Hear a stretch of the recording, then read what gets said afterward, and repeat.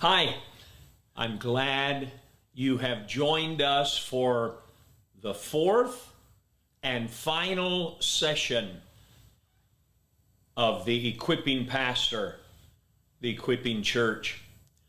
We've been on a journey to understand what it means to be an equipping pastor, what it means to be and lead an equipping church.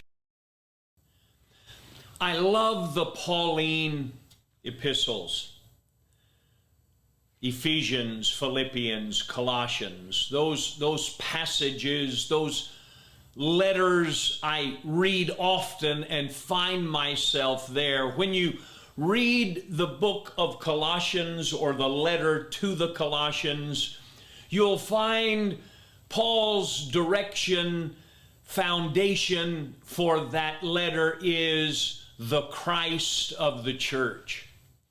But then when you read the book of Ephesians, you'll find that the theme is the church of Christ. So Paul is tailor-making what it is that he says to his audience. He knows the people that he's writing to. The Colossians need to understand the supremacy of Christ. The Ephesians needed to understand the fullness of the work of the church and the power of the church being in the hands of the people and not just the apostle, prophet, evangelist, pastor, or teacher. Hence, we too must tailor-make what we do to fit the context of our ministry. Because all of us are different, and we're in different locations, and we're reaching different cultures, generations, and we need to reflect on how we present what we present, that it might be best received to guide the people toward this biblical reboot of releasing the laity to do the work of ministry. Ministry is not done by the pastor alone. Ministry ought to be in the life of every believer. But it takes some thinking outside the box. So today, in this short segment, we're going to talk a little bit about what might be some next steps for you. What might be some next steps.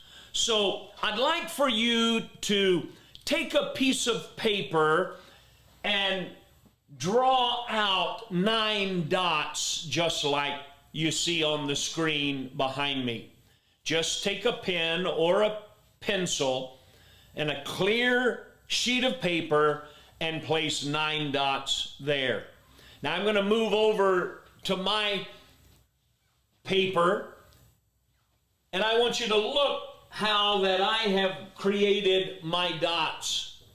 And what I'd like for you to do is take your pencil and connect all 9 of those dots without lifting your pencil or pen from the paper. Connect all 9. Find some way in which you might connect the dots. So you might want to stop the video right now. Well, maybe not right now, because if you do, you won't hear the rest of what I've said. But stop the video, take your pen, and connect all 9 of the dots without lifting your pencil or your pen. So why don't you try it?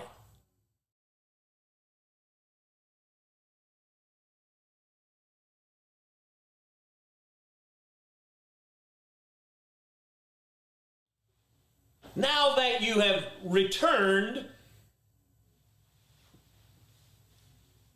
did you get it done? Did you get it accomplished? Were you able to find a way in which you could connect all 9 dots without lifting your pencil? It's really a little challenging, actually. As you look at it, how do I connect these dots? And our first knee-jerk reaction is that somehow there's got to be a way. And there is, but not with just normal thinking.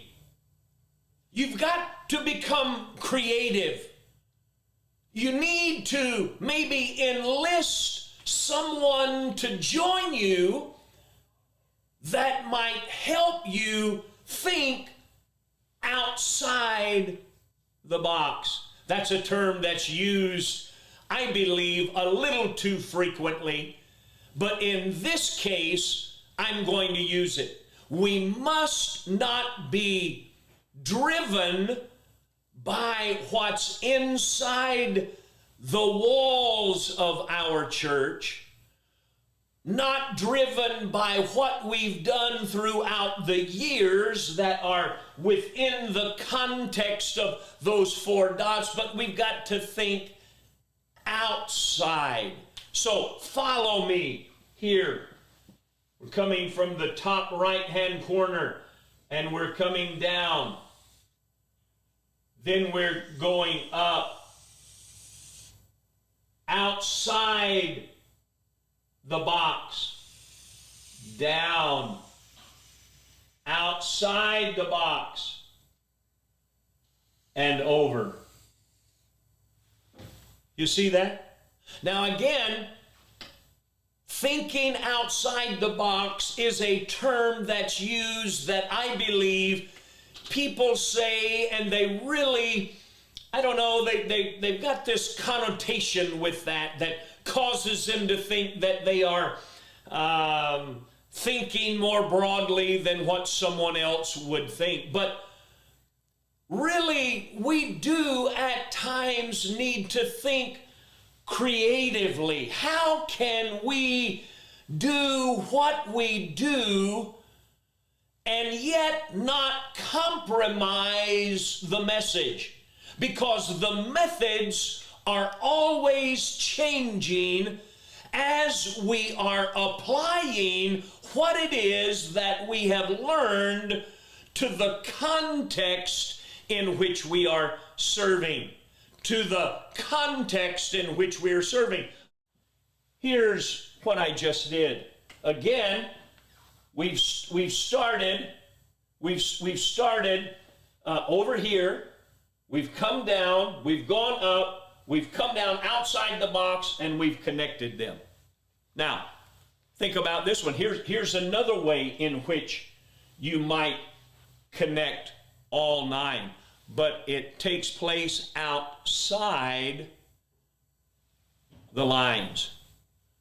So I want to encourage you to use our discussion guides that we've provided to you, that you'll find on pages 11 and 12, and then on page 16, and take this information to your team to discuss it.